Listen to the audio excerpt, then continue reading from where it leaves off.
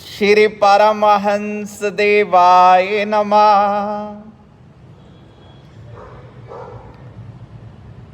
गुरुमुखों को सदैव अपने इष्ट देव के जीवन चरित्र, उनका बचपन कैसे बीता, कहाँ बीता,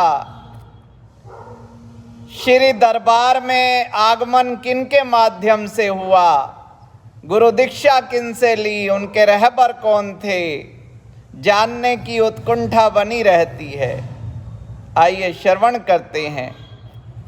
श्री परमहंस अद्वैत मत श्री अनंतपुर सत्संग आश्रम को अध्यात्म विद्या का महान केंद्र बनाने हेतु श्री 108 श्री सद्गुरुदेव भगवान तृतीय पातशाही जी ने नवंबर सन 1939 में इसे अपना स्थायी निवास बनाया।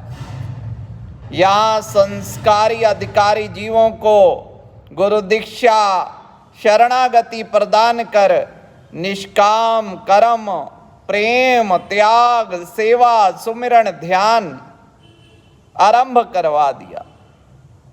श्री परमहंस दयाल जी की मौज अनुसार भक्ति की अभिलाषी संस्कारी आत्माएं उनके संपर्क में आई और आध्यात्मिक लाभ से मालो माल हो गई। यहीं से श्री परमहंस द्वितीय पातशाही भगवान जी ने उत्तरोत्तर सत्संग लाभ करवाया और भारत के स्थान स्थान पर सत्संग आश्रमों की स्थापना की। उस समय में महात्मा दयानंद जी व महात्मा शरदानंद जी उच्च कोटि की भक्ति भावनाओं से संपन्न पंजाब में सत्संग सेवा कार्य कर रहे थे। महात्मा शरदानंद जी तो आशिक, सतगुरु प्रेम में डूबे हुए दीवाने। महात्मा दयानंद जी त्याग वैराग्य की मूर्ति, फकीराना यानी मस्त योगी, अलमस्त योगी थे। इधर आपके हृदय में आत्म आनंद की जिज्ञासा बढ़ती जा रही थी। मेरे प्राण प्रीतम पंचम पातशाही भगवान जी की प्राण प्रीतम चैत्र मास की संक्रांति मार्च सन 1941 में बदौमली गांव में अपने मित्र के घर पधारे। उसने कहा कि आज हमने संत आश्रम पर जाना है।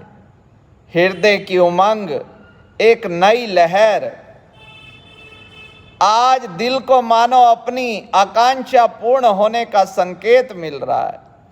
जिसका अभाव खटकता है उसे पाने का स्वर्ण अवसर मिल रहा है। आपने कहा कि शीघ्र चलो, इससे बढ़कर सौभाग्य और क्या होगा। मित्र के साथ दर्शन और सत्संग का मिलना, यही तो वास्तविक लाभ है। तुमने मेरे दिल की सुन ली। आप मित्र के साथ गंदोवाल जिला शेखपुरा में पहुंचे। यहाँ पर महात्मा दयानंद जी एवं महात्मा शरदानंद जी के दर्शन करते ही दिल की साध मानो पूरी होने का संदेश सुनाने लगी। आहा हा, आनंद अतिरेक, आंखों से आंसू धारा प्रवाहित होने लगी। सत्संग से अपूर्व शांति, आनंद अनुभव। पढ़ाई करते हुए अब आध्यात्मिक पढ़ाई की लगन लग गई। आपके अंतर मन की आवाज थी, निगम अगम चर्चा करत यह गंथन का सार, गुरु दर्शावे जीव को परम मोक्ष का द्वार। परम पुरुष गुरुदेव की महिमा अगम अनंत, मनवाणी से है परे पूर्ण पुरुष भगवंत। आपने 15 वर्ष की आयु में महात्मा दयानंद जी से गंधोवाल में नाम दीक्षा की परंपरा को पूर्ण किया। महात्मा जी ने आपको दीक्षा देते समय कहा, आप स्वयं पूर्ण हैं। विधाता ने हमें यह स्वर्ण अवसर प्रदान किया है। आपकी लगन शीघ्र ही वास्तविकता के लक्ष्य पर पहुंचा देगी। इस प्रकार जब भी समय मिलता आप गंधोवाल आश्रम की सेवा में पहुंच जाते, लगन से सेवा करते। सन 1942 में वैसाखी के पर्व पर आप महात्मा जी के साथ प्रथम बार श्री आनंदपुर दर्शनों के लिए पहुँचे। श्री दर्शन करने के पश्चात आपकी आत्म अनुभूति वर्णातीत थी। आपने सत्संग, सेवा, सुमिरन को ध्येय बना लिया।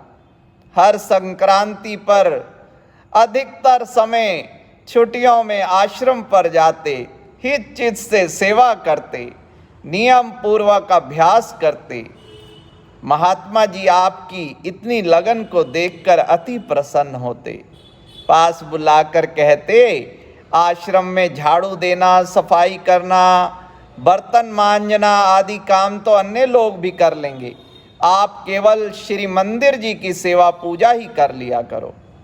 आप भाव भरे शब्दों में कहते, महात्मा जी आप मुझे निजी निधि को पाने से वंचित होने को क्यों कह रहे हैं? मुझ पर कृपा करते हुए और अधिक सेवा का सुअवसर प्रदान करें। गांव रायपुर कला के समीप ही रावी नदी बहती थी। आप हर संक्रांति को अपने मित्र दुर्गादास जी के साथ इस नदी को पार कर गंधोवाल के सारे आश्रम को गोबर से लीपा करते। एक दिन संक्रांति थी, आपको उस दिन किसी कारणवश स्कूल से कुछ देरी हो गई। घर पहुंचे तो आपके बड़े भाई साहब ने आपको कोई काम बता दिया। आप शीघ्रता से उस काम को निपटाकर आश्रम की ओर जाने लगे। आप मन ही मन सोच रहे थे कि आज पता नहीं सेवा का सौभाग्य मिलेगा या नहीं। पहले ही बहुत विलंब हो चुका है। फिर दुर्गादास जी ने वहां पहुंचकर सारी सेवा निपटा ली होगी।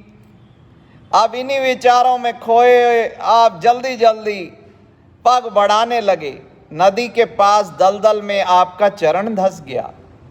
आप जितना जोर लगाकर उसे बाहर निकालने का प्रयत्न करते, चरण धंसता ही जा रहा था।